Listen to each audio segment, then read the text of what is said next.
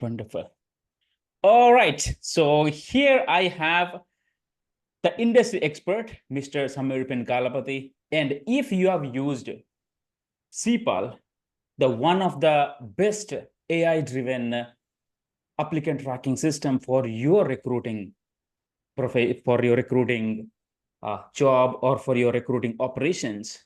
So there is a secret mind behind that.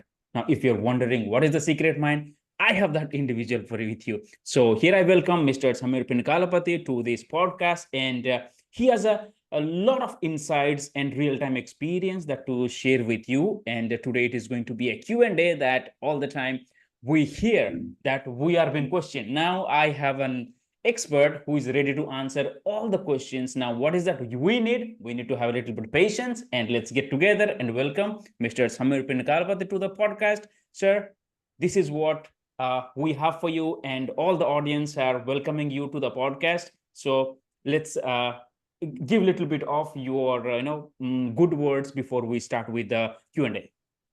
Suman, thanks for inviting to your podcast. It's always good to be here and talking to you. I get a lot of energy just to just you speaking about it and you talking to the folks. So I'm really looking forward to share what I knew and I've seen, and happy to be part of this community. Wonderful. So let's start with the reality now. So as I was reviewing the recent report from SIA and other, research analysts, so what I saw was previously they had forecasted that US staffing industry going to increase 3% up. So we were expecting there is some kind of good news is going to happen in the mid of the quarter 2024, maybe after that. But recent survey says that it dipped 3% down, and we don't know where it is going to be. So since you are in there, I would definitely want to hear from you and where exactly the market is going. What is that, where it is going to lead? Yeah, you're right. Their early predictions in ending around March time 2024, they predicted that there will be some sort of recovery, but that didn't happen.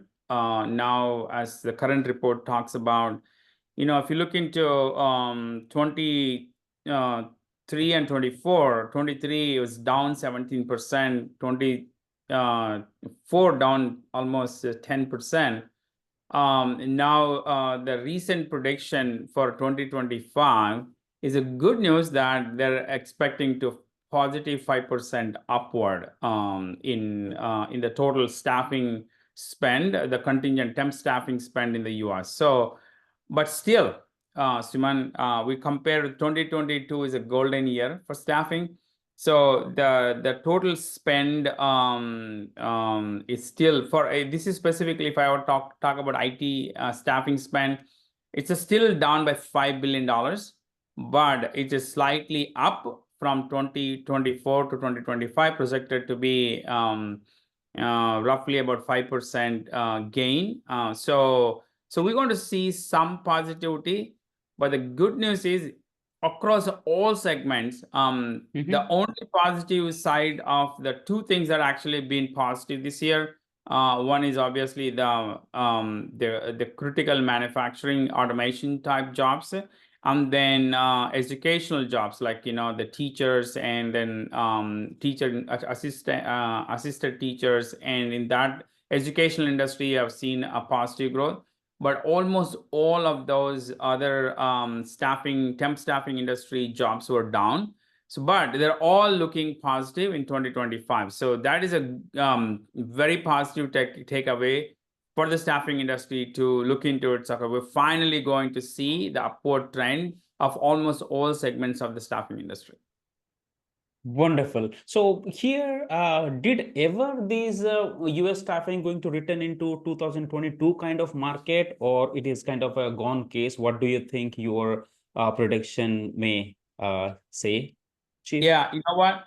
I want to step a little bit back to 2009. 2009, what's the downward we have seen in the staffing industry. Yes, the recession. The recession. We have seen that in 2010 23 and a little bit of 2024. So Yes. 2029, they went so down, then back. It took few years to recover. So we are not looking for like a magic recovery that happened from 23, 24 to 25 in complete recovery. That's not the case. For an example, 2022, the IT staffing spend was $45 billion. And now 2024 was reported 39 billion as per the SIA.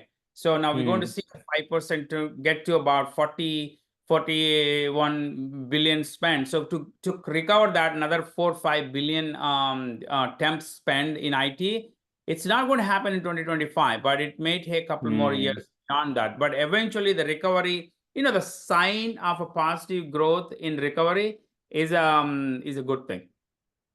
Okay, so when do we think that yes, market is recovering? Is there anything specific sign we need to notice or any indicators kind of things? We're seeing, as per the reports, we're seeing will be a recovery because there are other things too. Look into it. What the indicators you look into it. One of the major impacts for the industry, for most of the industries, is high interest rates. High interest rates are so the Fed, U.S. Federal Reserve Bank, expected to start lowering the interest rates. There is a September 17th, I think there is a meeting going on. So they're looking for a quarter to 0.5% interest rate down. It's not going to make a large dent, but that it's going towards the trend going towards decreasing the interest rates I think is going to create a positive momentum in the markets. That would create that, okay, now we're at least going to see a downtrend in interest rates would I think would give a confidence for companies, the corporates start investing into it, right? That's the number one. Number two, AI for the last 2 years, especially with the ChatGPT steering the whole AI innovation, Gen AI innovation. We have seen a lot of corporates and their boards are asking their CIOs and CTOs, the CEOs, asking, hey, we had a lot of noise around, AI, Gen AI, and how is that impacting our industry and our company, and give us the report. So there's a lot of spend and activity in the ITs towards figuring it out, how that AI is going to help them, impact them, or what to do. So that is going to settle down a little bit in 2025. So now go back and let's start investing in their real stream of corporate enterprise systems, and then try to figure out where our AI can make a real impact to it. So I think those two things, I expect that would kind of, helps the staffing industry to move forward in the positive direction. All right. So if that is the case, which technology will have a better demand in coming years, Suman? Yeah, in IT space, look, anything, obviously the AI, we're talking about, people who have knowledge in dealing with the large data sets, structured, unstructured data sets, and, building in models, and train the models in prompt engineers, they're all the ancillary parts related supporting that AI. There will be a huge demand for it. And but there are also enterprise systems, like for talking about any of these big enterprise platforms like SAP, SuccessFactors, Workday, Salesforce. All of these basically, even for CEIPAL for the matter, like all these end-to-end enterprise systems. So all of these platforms are going to increase their layer of Gen AI, integrating with either public LLMs, large language models, or they build their own LLMs. So the activity around wrapping their enterprise systems with the AI capabilities, I think that demand for IT into the enterprise systems and have a knowledge on the Gen AI, I think would see a lot of demand in those spaces. But then non-IT side, we're looking into electrical engineers, mechanical engineers, aerospace automation engineers. They're all have a huge demand of, be it a clean energy, be it alternate energy sources. The utility industries is doing really well. We're seeing up 10 trick in aerospace and automation, manufacturing automation. So those jobs are also going to be safe. So we across the board, you would see anything related to these new enhancements through automation. You will see a large uptick. So do I assume that any technology per se, whatever is currently in demand, so it will add on to those people who learn AI and anything related to ML or generative AI will give an extra edge for them, a competitive edge for them to, get demand or maybe, get more opportunities in the coming market. What do you think, Sumit? Right, 100%, right? And having an knowledge on how AI impacts, helps on how they can enhance their skills, and either working with AI applications or having a knowledge about usage, integrate or custom those AI applications to the existing enterprise tools, that will definitely give an edge. In fact, that would help them to make more money, higher bill rates, just because, just having an expertise on just the AI is not enough, but you apply those to your knowledge of enterprise tools. I think that would be a tremendous opportunity to actually make more money for consultants, and then it's an opportunity for staffing companies to really build that kind of pipeline in the industry. That's a pretty good input. And here earlier we are seen that it was a candidate-driven market. Now it is like market is driving all the show. Now there are a lot of candidate and less requirements coming in. So in such cases, not only technology enough for these people, or what do you think that extra thing also the candidate needs to be equipped with in order to bypass the current challenges and the tough market as it is going on? Samir, what do you think? Yeah, look, I think there is a lot more gap created by the skill gap, really, right? Like Correct. because of the technology shift, the new techs coming in, the Gen AI coming in, the Hmm. need for a skills versus the skills that's available in the market, there is a skill gap, right?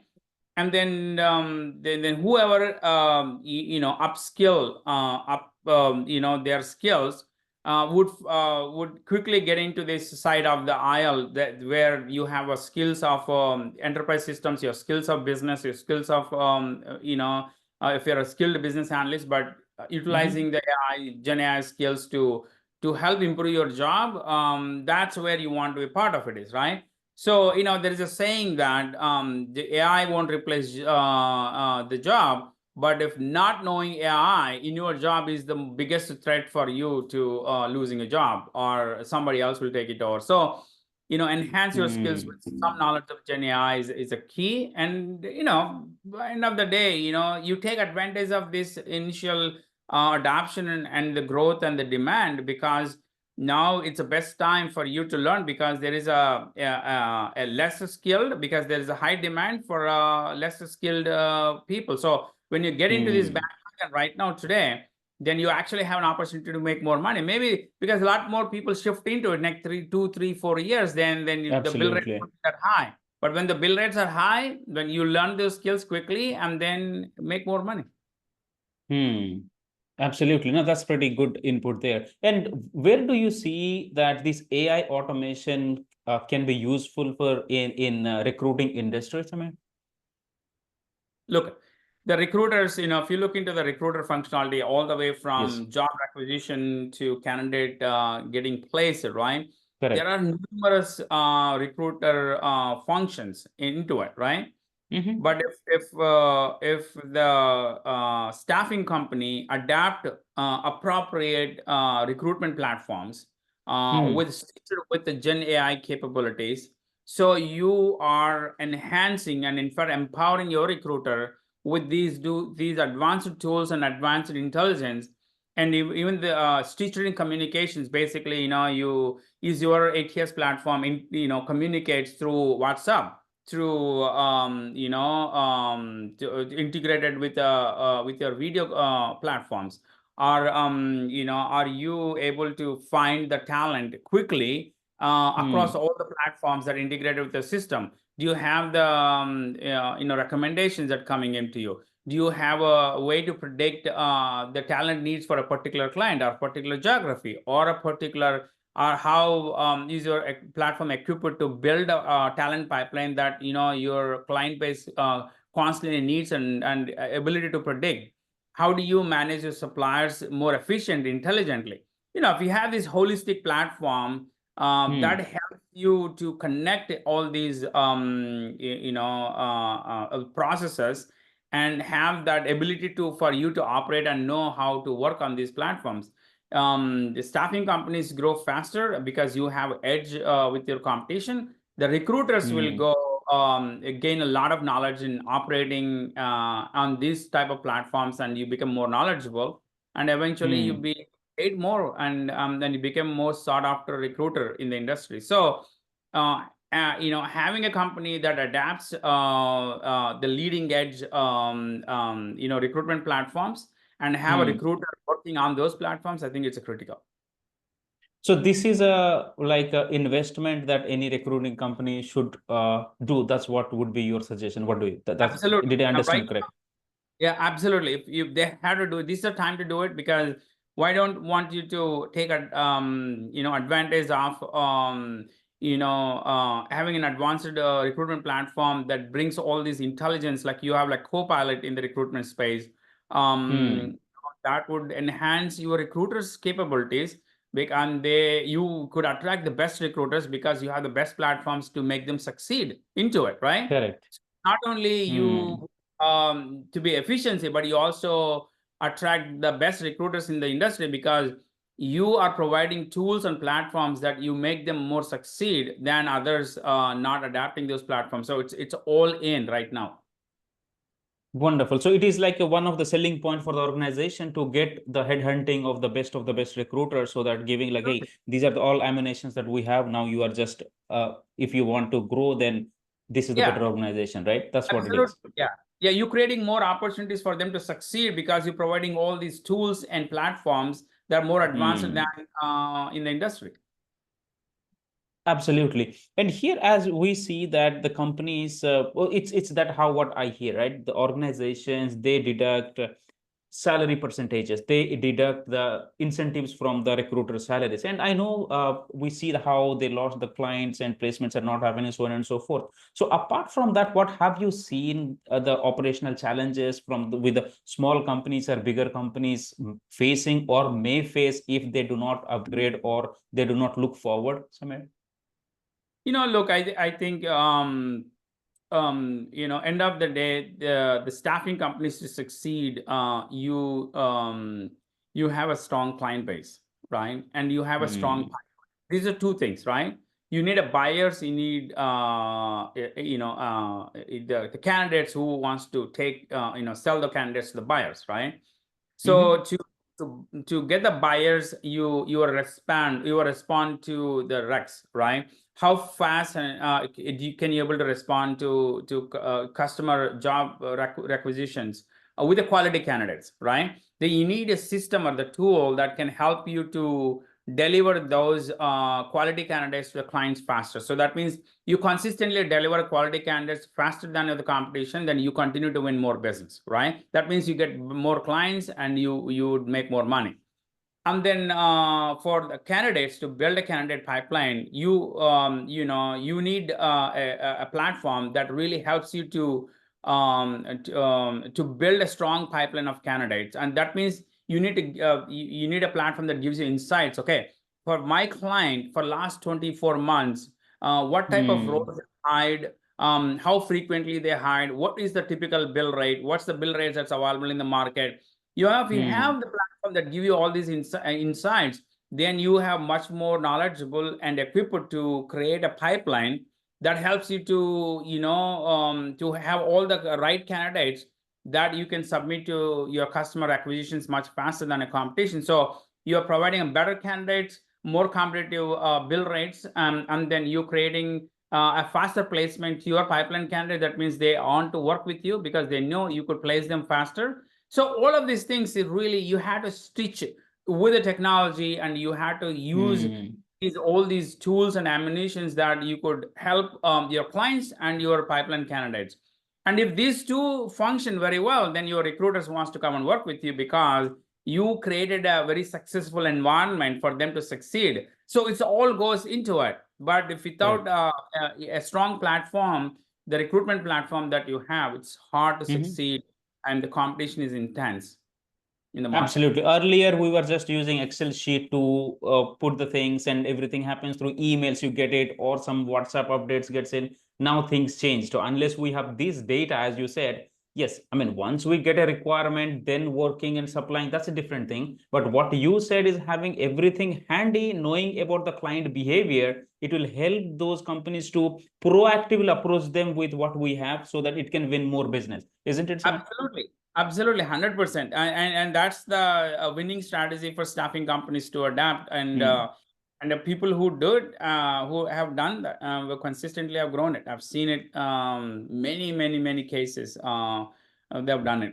Again, you have to have a buy-in from the business owner of the firm to the recruiter that, we trust in technology, we have to adapt, and they have to, it's not like they're, okay, I subscribe to this platform and they haven't done any magic. No, you got to buy in, right? They give you a platform, but then you as a business owner, work with your recruiters, work with your delivery management teams or account managers, and collectively make an effort so that organization, once it grows, then you would build a castle on the foundation. But let's build the foundation with a strong platform, strong recruitment process, and great teams. So what I understood you said, if I buy, top end assault rifle, it cannot go and shoot by itself. It's about the person who is handling it, right? That's what you said. That the team managers, the leadership team, the recruiters, they need to have a brainstorming and use this tool in a better manner, isn't it? Samir, that's what you said. Correct, 100%.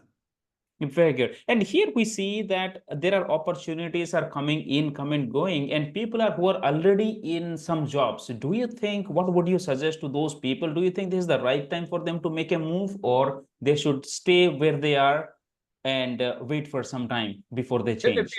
Are you talking about recruiters? I would say both recruiters and full-time candidates could be.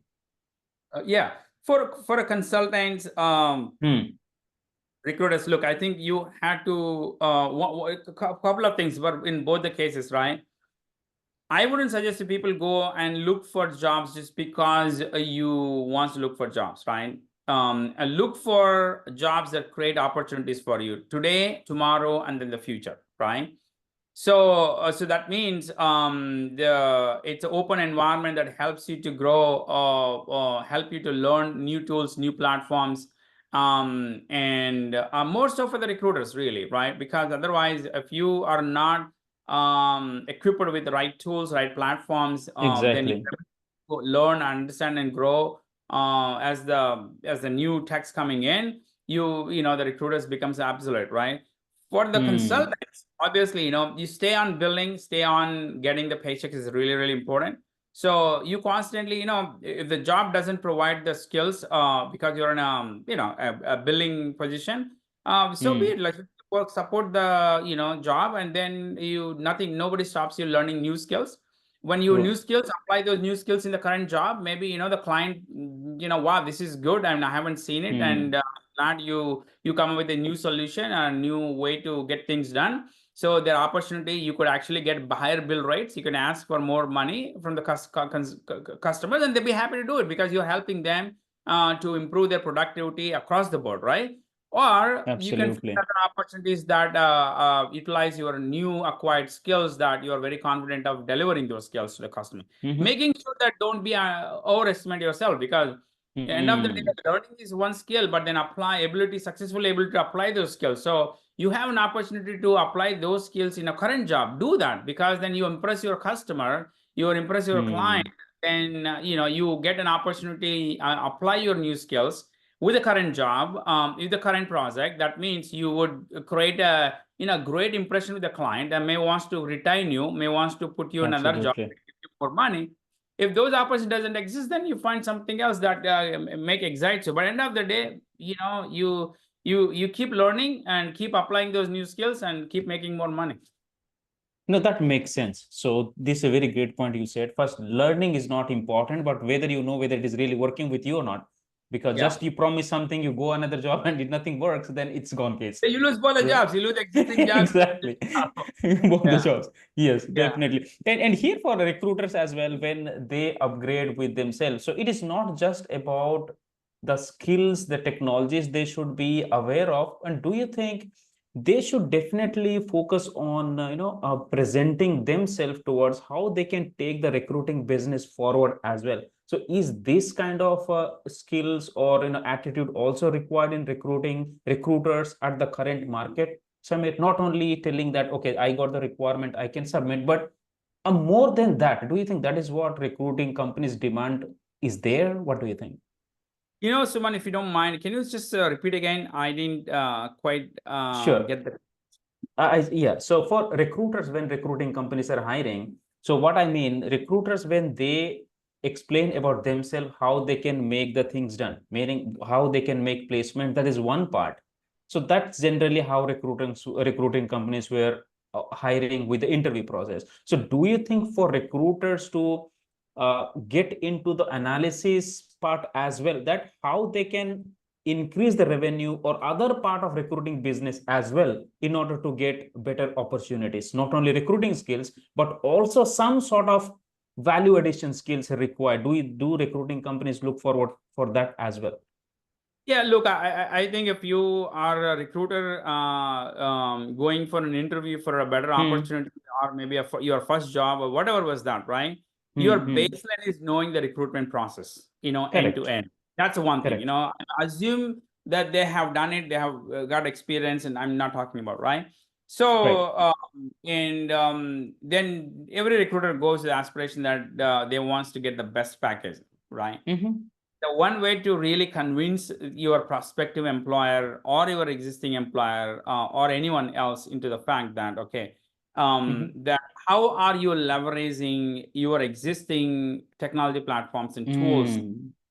that you can able to build a better pipeline, and you can able to train your teams, or you can able to help your colleagues to do better, and what have you done in the past in these spaces, right? Absolutely. And do Hmm. you know, let's say if you are an expert recruiter in certain industry, like if you're a Hmm. recruiter for aerospace defense industry, or if you're a recruiter for banking service industry, what type of Hmm. roles have you got an expertise into? Talk about those roles, right? Like, I have done these, build these roles into it. This is how I build the pipeline. This is how I help the company to make the placements.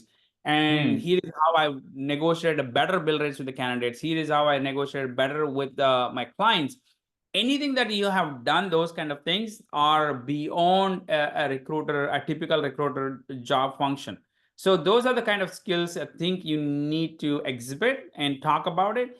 And look, I mean, not just talk about it, because you may talk a lot of things because you read about it and you watch this video Hmm. or some other things. But if you don't produce the results that you promise, then you will be in trouble with the job too. So make sure you're realistic. At the same time, you know, and you be upfront too. Look, I learned about these things. I studied about it. I'm looking forward to do work on Hmm. these areas and given an opportunity, and be upfront, And right? Okay. So correct. the people appreciate that. The expectations are a little bit low, so they know that you are going to apply and you show the progress, and then you go back. After 12 months, you get to review your appraisal, and during the appraisal process, you put all this stuff, and then it's Hmm. your employer know what you have done it. You have succeeded in those promises, and then it's a happy match for both sides. But be Absolutely. realistic, and you promise and you deliver. If you haven't you just acquired those new skills and you haven't applied those, you just be upfront with the employer, and I think it'll be a great happy match for both sides. No, that's a wonderful suggestion. It is from you. And here in this market, the way that is current market is going on, US staffing market overall, I'm just coming back to that question. Is this kind of scenario was expected, or it was just a surprise that market went in downward spiral? Yeah, look, 2024 was a super high expectation, a super hot market, and people were riding high in 2022, right? Mm-hmm. And 23 and 24 was a crash down, right? I think that was a bit unexpected, because the fears of inflation, fears of high interest rates was started peaking in late 2022, but nobody have expected this trend. And more importantly, right, even the people have expected, okay, there will be some dip because of this thing, but nobody have Mm, expected would hold this for almost 2 years. Prolonged exactly. decline was not expected. I think that's I think I can, I mean, like, speak for a lot of population that the Yes. prolonged 2 years of downtrend wasn't expected. So here it is, this interest rate increase, this only this time happened, or it was happened in the past as well, which has affected the markets, I mean. Look, I think it was an adjustment, right? Like a 20, the Mm, interest rates that was in 21, the early 2022 was so low, it's almost unsustainable for in the markets. Like you cannot function like the banking system. You cannot function other things at interest rates of 1-2%. That's not sustainable either. But mm, at the same time, okay. it's also not sustainable at interest rates 5, 6, 7% now, right? So, but was this a first time happened? No, like, I think pre 2009, the interest rates are always like this, or even higher, much higher. Sometimes interest rates were over 10%, but the markets were Yeah. adjusted to operate at those interest rates levels. But then when you brought the market to 1-2% interest rates and then bring it up to say Mm, 6-7% within just a 1-2 years time frame, that was a shocker for mm, the industry to adjust. And that was a big burden because a lot of systems, the industries were adjusted to lower interest rates, the work, lower interest rate function, like running a business at lower interest rates, mm. pull it up to all at once in a short time to that high, it's also not sustainable, right? So now I think they bring it back to a little bit. I think that would somewhere, like, that adjust that interest rates for 5%, the rate Mm. that's probably more sustainable, or maybe 4% range. So I think we're all expecting, or at least anticipating, that industry eventually will come down to that stage. I don't think that would happen in 2025, but eventually Mm-hmm. that will come down because that's more sustainable now. Otherwise, this was there. I mean, the much higher interest rates in the past, and businesses are operating at higher Mm. margins, are able to sustain those interest rates. Margins are low now. You can't sustain the higher interest rate. So it's just just the effect of adjusting the markets at the interest rates for a low interest rate for a long time. So if the interest rate is that the loans the companies take from the bank, right? That's what the interest is, what we are talking Yeah. about, is it? So end of the day, like for an example, right? Mm-hmm. People have line of credit. People have Mm. to borrow money for a short term to meet the payroll, and Oh, okay, then okay, you got pay it. back Mm-hmm. when they collect the money, right? So Correct. that happens all the time because what happens is, you have to understand, right? You had to Mm-hmm. pay consultant employee salaries today, but Right. you, when you raise an invoice, you collect after 60 days, 90 days, some of them even 120 days. Some clients even Correct. pay 150 days, right? So, Mm. but you had to pay consultants today, but then you had to wait for another 90 to 120 days to collect that money. So the Correct. gap from today to those 120 days, the 4 months, where do you get the money? Right? You borrow that Mm. money from banks, and then you pay that interest rate 3 to 4 months. And then when you collect the money Oh, from the yeah. customer, and then customer, you not only collect the money, then you pay the interest, and the remaining money comes to you. So it Mm. creeped up your margins because now the not only high interest rates, but now it used to be clients used to pay in 30 days. Now it's 90 to 120 days. So you're almost like a bank rolling clients 3 to 4 months of money because they get the service today from a consultant. Mm. They only pay after 90 to 120 days. So you're basically banking your clients of that 90 to 120 days before you get paid at a Correct. interest. It's an interest-free loan for clients, Absolutely. right? And Absolutely. you are paying an interest to the banks. Bank. So those interest rates are eaten away of already thin margins for staffing businesses. So it's a Very tough true. industry. It's a Hmm. cutthroat industry. It's a tough industry. High interest rates only made it worse, and that's it's all the trickle down effect. So those companies just sustain that who has a pretty good financial backup, the money in the bank, in their bank. No, So nobody those has a people, money in the bank a large volumes, but the companies who have a secured a large line of credits or the credit line of credit that are required to mm, run the business, it's good. But again, like your margins are got even thinner because thinner. now you're paying quite a bit of portion back to the banks as an interest. It's good for the banks, True. though they get higher interest rates now, but But it's bad. companies losing their revenue. They are getting the That's straight not the cut. revenue; their bottom line profits. They're paying out Exactly. of That's profit. Yeah. the straight cut. Yeah, the There is. straight cut. So that's why it's important for staffing companies to automate back office, front office, have appropriate Mm, tools, automation tools. You leverage, you reduce your back office, front office cost, and then mm, you stay nimble so that you can compete in the market. So otherwise, it's a tough. And on top of that, all the the regulations around labor employment, right? mhm, There are tons of new regulations that's happening every month, and somewhere some part of the cities and states. So it's upkeep with these compliance regulations, your payroll compliances, your 401k mm, compliances, your workers comp compliance, the costs with it, and your insurance costs, and then your interest costs. It's operating a business. Staffing business is no fun unless mm. you are highly leveraged automation, and then be a good in automating your front and back office. So if you don't have a good systems in Mm. place today, it's time to get those investments and start reaping the benefits in the future. Got it. This is very good insights that you have shared along with the other information. So if we talk about little bit about the CPAL, I think it advancedly it went to the next level. So do you think will CPAL that your product will be helpful to the staffing companies not only at the recruiting front and this side as well, Samir? Yeah, CEIPAL has done an amazing product innovations in the last few years, right? Like for an Mm-hmm. example, CEIPAL has brought one solution for recruiters and Mm-hmm. their staffing suppliers, right? Like every Mm-hmm. staffing company has their own suppliers, like who's working with them.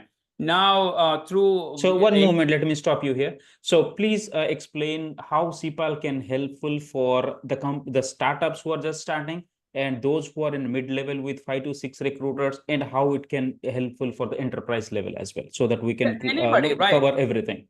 Yeah, irrespective of the size, CPAL has the clients have a 10 recruiters to have a Hmm. clients has thousands of recruiters and spread across the globe, right? Large enterprise Yeah. system integrators to small staffing firms. But again, like we have carved out the platform that supports the SMB customers to large enterprise segment customers, right? But the Mm-hmm. big part of it is the system not only connects just the silos like ATS and back office workforce platform, and then you have VMS that integrate. Now CPAL brings all three components into one unified platform. On top of Hmm. that, CPAL also built a CPAL Copilot, which also Mm-hmm. integrates and brings those recruiter efficiencies. It integrates all kinds of communication channels between your email, your phone, your video calls, your WhatsApp text messaging, all of them integrated into the system. And then it Mm-hmm. also tightly integrated with Chat GPT Copilot. CPAL has built a Copilot feature that Mm-hmm. integrates, that helps the recruiters to job descriptions, refining candidate summaries, mapping candidates to jobs. It does a lot of great things. Wonderful. It does everything in one single platform. So you don't need to have a separate VMS. So it connects your suppliers to your recruiters. Then your back office is fully integrated. It integrates with over 100 different platforms that supports the staffing industry. So you just need to be a one-stop solution with highly leverageable Gen AI capabilities. It's probably one of the most advanced platform in the Yes. industry, especially for the No, I staffing have industry. seen that. I have seen that. And from a CEO point of view, let's say I'm a CEO of a staffing industry, what are the things will be on my fingertips if I use CEIPAL? Everything, right? Your recruiters, and their number of placements, their pipeline information, your suppliers, who are your best suppliers, what's their strengths, and what type of the bill rates they're bringing into the system. Your workforce, your back office, right? Your consultants, their timesheets, they're integrating back to your QuickBooks and other financial systems that you have. And then end of the day, if your consultant coming out of the project, then what it immediately tags into what other your recruiters are trying to hire, and then map those skills and give you insights about, okay, this candidate's coming off the project in next 1 month, and here is a new recs that you're looking into. It could be a good match. And a lot of things it does. I mean, like we have executive dashboards, CEO dashboard, you have recruiter dashboards, you have delivery manager dashboards. Those are kind of things that basically you can run the entire business on your fingertips today, end to end. Your recruiters, your suppliers, and your consultants, all in one system. So you mean that dashboard can be seen in one page, right? So if I am a CEO, like I would like to everybody see. has their own dashboard. Like you don't want Correct. to Okay. show your CEO dashboard to your recruiter. So there, everybody you could pre-configure those dashboards, and you could get to whatever the information you like to see it. The CEIPAL team will help configure those dashboards, and just to look into it. I think everybody benefits. Recruiters know their success, and recruiters know what kind of candidates getting placed. They have a better insights on looking for similar candidates. And CEO knows who are their best recruiters, who are their best suppliers, and who are their best clients that they had to spend time. And they can double down their time and investments on supporting those clients, so they can generate more revenue. And your suppliers have a clear visibility of their consultants, their timesheets, when they get paid, when was the invoices got paid. That tag down to your QuickBooks, so your financial system. Okay. Your finance managers know what invoices have raised, what timesheets have been tagged to them. All of that information is completely, you can end to end. Your front office, back office can run with a platform today. So paperless, it's majority like paperless, right? Everything happens that. Very good. So in case any of the founders sees our videos and listens to, in case they want to connect with you to, to your sales team. So is there any process that you might want to suggest them? Yeah, How they look, could. I think, reach out to contact@ceipal.com, or they have our sales and support teams are across the board, or have anyone of your friends using CEIPAL, get their referral and ask them who they dealt with it, and reach out to them. There are many ways, and we have phone numbers in the ceipal.com website. Or you can send me a message in my LinkedIn. I can be happy to pass it on to the sales guy. Though I'm not demoing or anything. Yes. I'm at this point in time, I'm really advocating. No, I asked this question, right? No, I'm asking that question for my understanding, as if because so many people are reaching out to me. So it's for my knowledge, nothing to do with Absolutely. advertising. Reach out to me. For I'll my be happy knowledge. to connect. Reach out to me. I'll be happy to connect with anybody in the teams, or anyone they already know in the CEIPAL platform. Absolutely, because we talk about upgrade and minimizing people's hard work and how we automate. So when we have something available, so there is nothing shame in talking about it, because I wanted to know about it. So when someone reaches out to me, then I definitely can suggest what I feel is the best in the industry. This is for my knowledge. And yeah. So here, people say that as we are coming towards the election, US election. So do you think it has some sort of impact on the market? It has been the impact, or will it have, Samir? What do you think? No, look, I think it's a more of a distraction than anything else, right? Like the US election, it's a busy time now, right?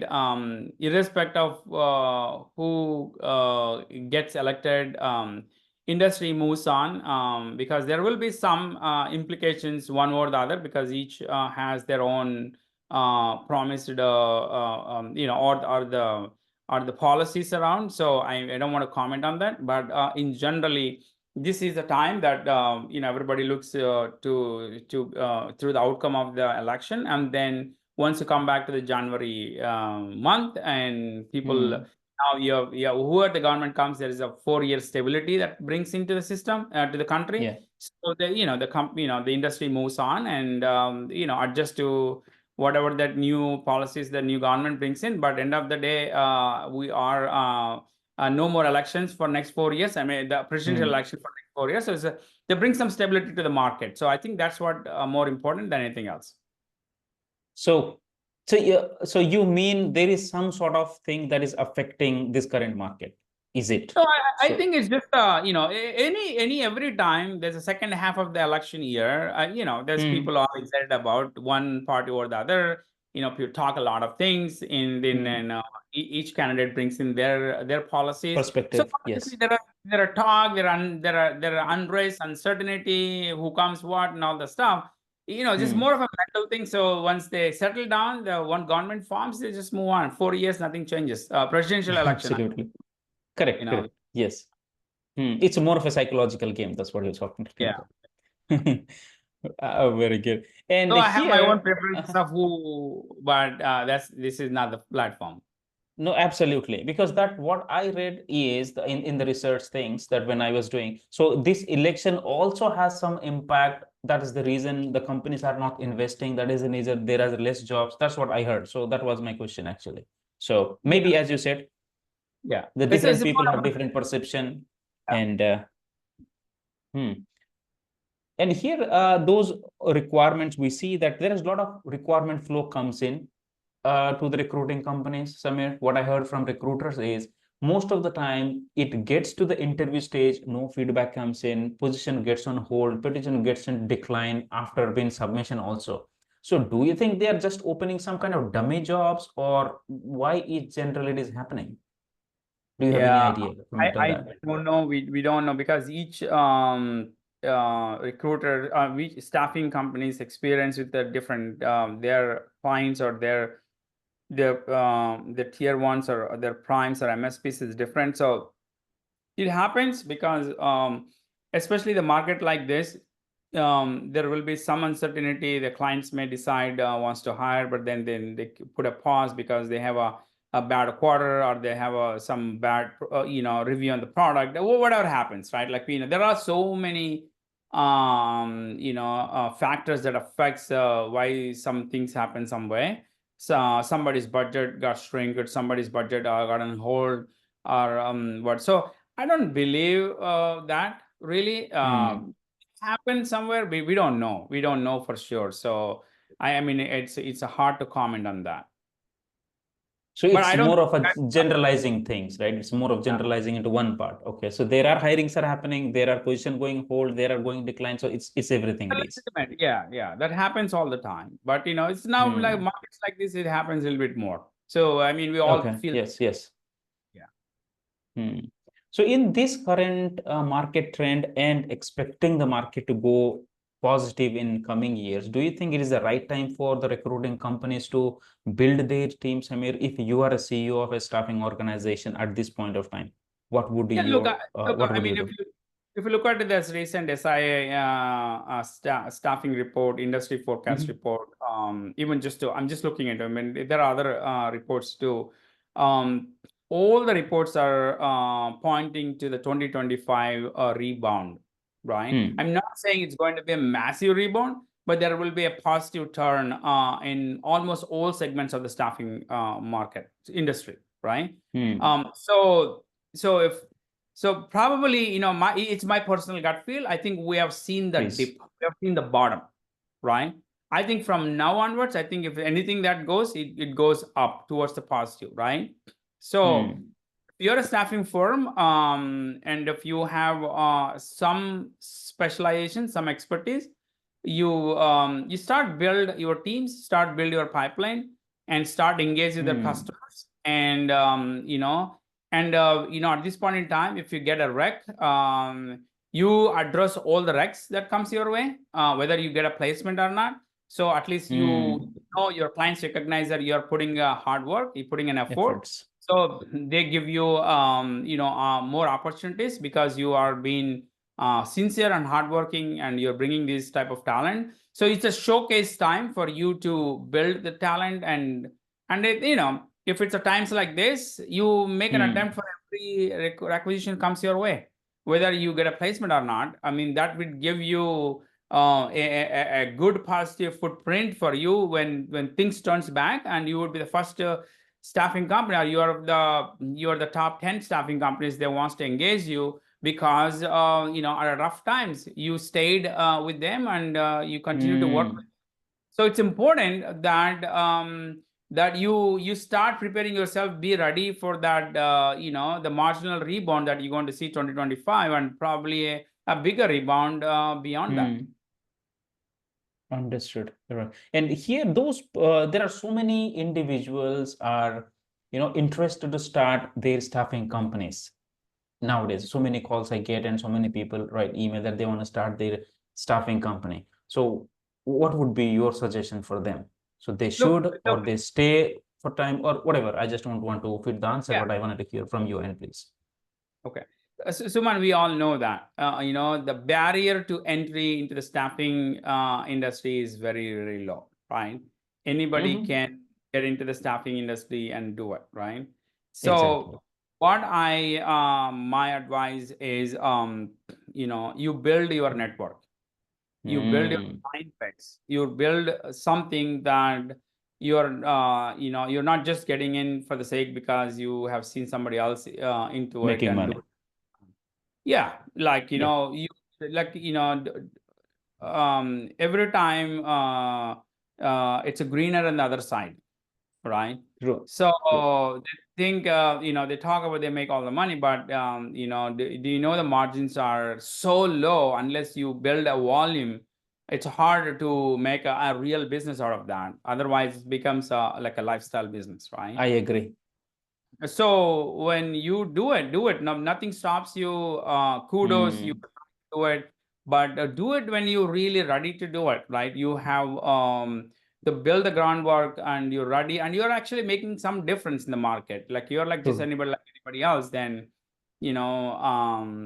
I don't know. So I would say, what, good that you are starting to get into it, but before you do it, you do all the homework, build a network, build all the things, that all the ingredients to be successful. So you come with the mindset to succeed in the industry, not the mindset that, okay, your neighbor has done it, or a friend has done it, or somebody else has done it, and they say something that they make tons of money, but you don't know what they make it, right? So Correct.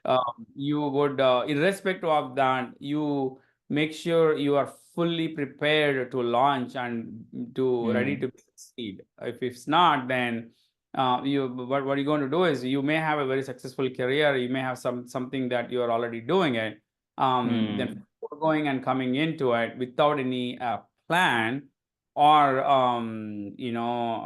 the vision to build into it.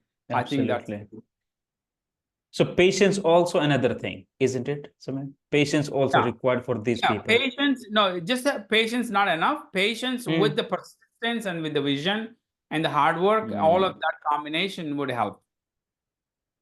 Wow, it's like building a castle from the scratch. Everything it requires. Everything Very you good. need cement, you need sand, you need a labor, you need Everything. architecture, everybody. You need all these ingredients to build a castle. So dreaming a castle is one thing, but building a castle is a whole different level. So dreaming to get into start a staffing business is one thing, but if you don't have all these ingredients and you're really sure of those things, then maybe it's time just to wait and see, and be ready, prepared for it before you get into it. Otherwise, otherwise just to find a success in where you're already being very successful. That's true. And here, what would be your suggestions for the company owners, staffing company owners, managers, and recruiters? Samir, any On suggestion that comes from your end? Any suggestions? Look, my for a business owners, you Hmm. find a niche, right? Because again, as I said, this industry is no barrier to entry. So you and also, I think it's estimated that US has about 25,000 staffing firms in the US alone. 25,000 Hmm. staffing firms in the US. It's a lot Wow. of staffing firms. And you don't want to be another one of 25,000 one staffing firm. So you build any business, build with some Hmm. niche, right? Like, you want to known for one thing, right? You want to be for whatever the thing, either you want to be Correct. industry knowledge specific, or you are Hmm. technology specific, or you are some kind of a service that you want to be known for it. So pick your few niche, or one niche or two niche, and then Hmm. go hard onto it. For delivery managers or the account managers in the industry, look, learn the sales skills. It's that's important to succeed in those roles. And for the recruiters especially, you don't do just recruiting. You want to be a superpower recruiter. That means Correct. you have knowledge of all the recruitment automation tools out there. You want to get an Hmm. expertise, get a knowledge on the industry, and you get a knowledge on a skill set that you support. You want to be a superpower recruiter. So now there's so much of information out there. Get an expertise on few areas as a recruiter, and you better want to be called as a recruiter on XYZ than a general recruiter, because General those recruiter. recruiters have more value and can demand more money, can make more money. So you Hmm. want to gain that expertise in few areas. I think that would tremendously helpful to grow in this career. I mean, this is, recruiters are it's a great profession to be in, but you have to have a passion for it, and you want to Absolutely. build a niche skills in the space. Then Hmm. they were much better than actually, because if you look into the temp staffing, is continuing to grow at a 12% Hmm. by 2030. So, the industry is continuing to grow. So this industry is not going to go anywhere. But the people can build a long-term, very successful careers in the staffing industry. But you got to be constantly learn, and then you Keep have to constantly, evolving. yeah, keep evolving with it. That Hmm. if you keep up with it, then it's great.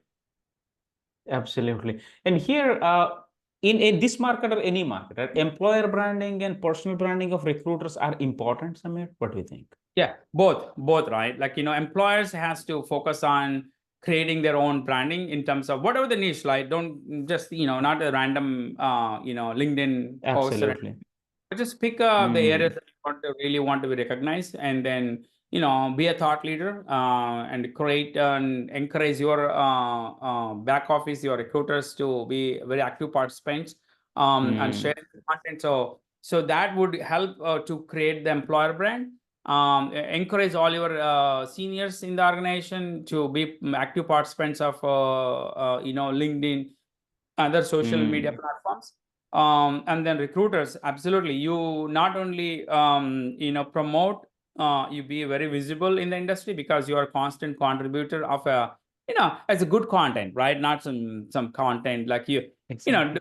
don't, just keeping a job posting is not a good content. I'm just saying it's good to keep posting jobs, because they understand that you are looking out for a candidate of a certain skill, so that helps you build your talent pipeline. But that's Yes. okay. But on top of Hmm. that, also share the industry insights, your own perspectives, of what you have Exactly. seen in last 3 months, your type of candidates, your experience with dealing candidates, your experience in dealing with working with ATS platforms that you have Hmm. it, and what you have seen other platforms. Talk about it. Talk about, so people start, wow, this recruiter is very knowledgeable. He talks a lot of great things about it, right? So and those kind of things helps you personally to grow, and also helps that also helps your employer brand, because if you're contributing to employer brand, then they will give you a little bit more percentage rise in your price. Absolutely. Right? You Absolutely. personally benefit, but then you also benefit your own personal branding, because you're doing much more for yourself too. Very good. And keeping everything away, I just wanted to ask you some personal question here. That what is your way of looking at innovation when it comes to a matter, and how do you keep up with your strategies, your innovation things, and how you keep yourself engaged and preparing yourself ready for upcoming things, Samir? Yeah, As a and look, CEO and for CEO, founder, and visionary of multiple companies. yeah, look, I think there's no shortcut, Suman. Just to keep keep abreast the knowledge in the industry, right? Read. I love reading. I love reading books, reading articles. Like for an example, like the reports, Hmm. and I have a lot of books. I've built a huge library in my home, so I enjoy reading books. So that's the one thing, because that would give you knowledge, give you perspective. And that's something, and people have different ways. Some people read books, people read journals, people watch videos. There's so much content, right? Yeah, a Hmm. podcast content, like watching this podcast you and I talking about. That's a lot Absolutely. too. So like watch some podcasts, I do that. So just that's how I upkeep my knowledge. And you are in US, and there are teams sitting all around the globe that currently your team is working. So what is your way of handling remote people if you have a team, Samir? Or Yeah, your look, team might have? I think at this point in time, I'm Mm-hmm. not directly engaged in managing people on Mm-hmm. any of these businesses. But what I've done in the past was, Please. again, you build a great processes, you build a great report Mm-hmm. structures, and you pick a few KPIs that you want to measure that directly relate to either business growth or business profitability, whatever that, and then drive, just keep those two, three things that important, and then drive the KPI metrics downwards, and then identify who is responsible, and then Wow. stay in touch with them on a frequent intervals, like a weekly, bi-weekly, or monthly, whatever. Then measure the results, and then constantly communicate, either Mm-hmm. through social media or LinkedIn, or your internal messaging groups, anything, any form, right? Stay in touch with the team. And then you Mm-hmm. travel. I generally, what I did was, I every quarter I traveled across the locations, and I met the teams. Is small team, big team, doesn't matter. I shared what I've learned. I also learned a lot of things from them, because they are on the in the industry, on the floor, in the market. So I Yes. get a lot of perspectives from them. So it's just a learning both ways. Just because you're a CEO doesn't mean you know everything, right? And we Exactly. have one perspective, they have a different perspective. I think learning is mutual. Learning is Hmm. and you can respect that. So what do you think about micromanagement, Samir, in the team? Micromanagement is bad. My perspective Yeah. is. Very, yes, yes. So that is something everybody I hates it. don't do And it, so I I know think that. it doesn't do good for anyone.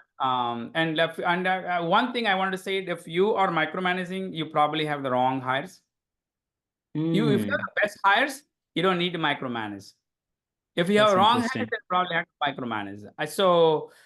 Or if you see your managers are doing a micromanaging, maybe you have to educate them. You have to Mm, tell them why it's not good, or maybe you have to help them to establish some metrics that they can measure, but give the space to the people who are doing the actual work. I think that's important. no, absolutely right. So thank you so very much for sharing so many things, so many inputs. Or anything else before we move, you would like to share, Samir, that No, Suman, that our always. audience should know. Look, I think we are going to see a positive uptick in 2025 for the staffing industry, and just be ready for it. And today, what you Mhm. can do is service every rec that comes your way. You know, you look into the 100% addressable rate from your teams. That's important. And then you promote upscale opportunities to your teams, and be ready for the new technology changes that's coming into it. So they're all well prepared for it, and we prepare your company for that future growth, and you know, take advantage of all the new technology coming into it. So you don't see that every year happening. You know, we have Correct. seen that in 29 to 2012, those 3-4 years of you know, iOS Android app adoptions have tremendously gone up, and now Mhm. we have seen adoption of you know, the cloud based technologies. Now we are seeing the adoption of Gen AI.